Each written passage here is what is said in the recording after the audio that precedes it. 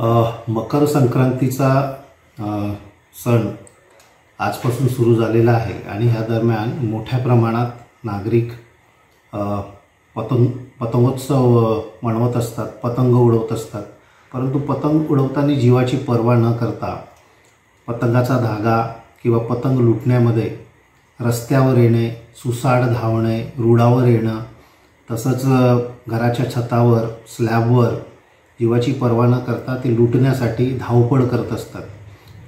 ह्या धावपळीमध्येच काल पोलीस स्टेशन चंद्रपूर हद्दीमध्ये, पोलीस स्टेशन शहर चंद्रपूर हद्दीमध्ये एका व्यक्तीचा स्लॅबवरून पडून मृत्यू झालेला आहे।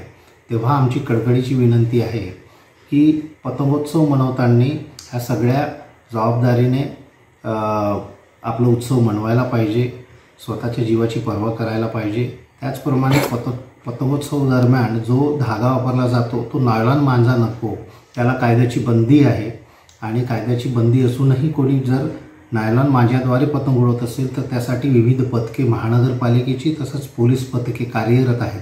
त्यांच्याविरुद्ध शासनाद्वारे कडक कारवाई करण्यात येईल।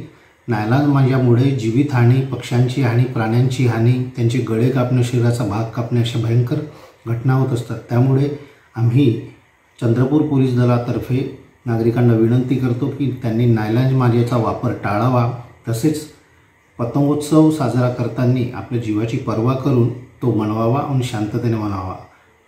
पोलीस विभागातर्फे सर्व नागरिकांना ही कळकळीची विनंती आहे।